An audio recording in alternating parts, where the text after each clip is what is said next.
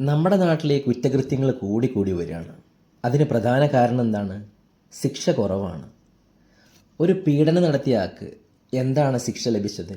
20 വർഷം തടവ്. വളരെ സിമ്പിളാണല്ലേ?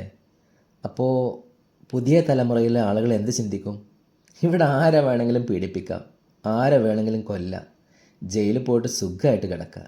20 വർഷം കഴിഞ്ഞാൽ വീണ്ടും പുറത്തിറങ്ങാം, വീണ്ടും പുതിയ പീഡനങ്ങളായിട്ട് വരാം. നമ്മുടെ നിയമങ്ങൾ മാറ്റി എഴുതണം. ഇപ്പോൾ കൊന്നയാളെ കൊല്ലുന്ന സിസ്റ്റം വരണം. പീഡിപ്പിച്ചു കഴിഞ്ഞാൽ മാക്സിമം അവൻ്റെ പീഡനം അതോടെ തീരണം. അത്തരത്തിലുള്ള ശിക്ഷകൾ വന്നാലേ നമ്മുടെ നാട് നന്നാവൂ. പിന്നെ സാധാരണക്കാർക്ക് നീതി കിട്ടാൻ ഒത്തിരി പ്രയാസമാണ്. നല്ല പൈസയുണ്ടോ വലിയ ക്രിമിനൽ വക്കീലുകളെ വെച്ച് വാദിക്കാം, അല്ലെങ്കിലോ സാധാരണക്കാരനെ എവിടെ പോയാലും ബാക്കോട്ടടിക്കും. അത് ഷുവറാണ്. എല്ലാവരും ചിന്തിക്കുന്ന എന്താണ്? ഇന്ത്യ ജനാധിപത്യ രാജ്യമാണ്. ഇവിടുത്തെ ഹീറോസ്, ഇവിടുത്തെ സ്റ്റാർസ് എന്ന് പറയുന്നത് ജനങ്ങളാണ്. ജനങ്ങളില്ലെങ്കിൽ ഒന്നുമില്ല. പവർ എന്ന് പറയുന്നത് ജനങ്ങളാണ്. അപ്പോൾ ജനങ്ങളെ സപ്പോർട്ടാണ് എല്ലാവർക്കും വേണ്ടത്. 8-ാം പ്രതി എന്ത് ചെയ്തു എന്നുള്ളത് കോടതിയാണ് തീരുമാനിക്കേണ്ടത്. ഇദ്ദേഹം പറയുന്ന വോയിസ്, ഈ അഡ്വക്കേറ്റ് പറയുന്ന വോയിസ് കൃത്യമായിട്ടൊന്ന് കേട്ട് നോക്കണം. അപ്പം നമുക്ക് കാര്യങ്ങളൊക്കെ ഏകദേശം മനസ്സിലാവും. ഈ കേസിൽ A8 8-ാം പ്രതി ഇല്ലെങ്കിൽ ഈ കേസ് സംഭവിക്കുമോ എന്ന് വരെ എനിക്ക് സംശയമാണ്.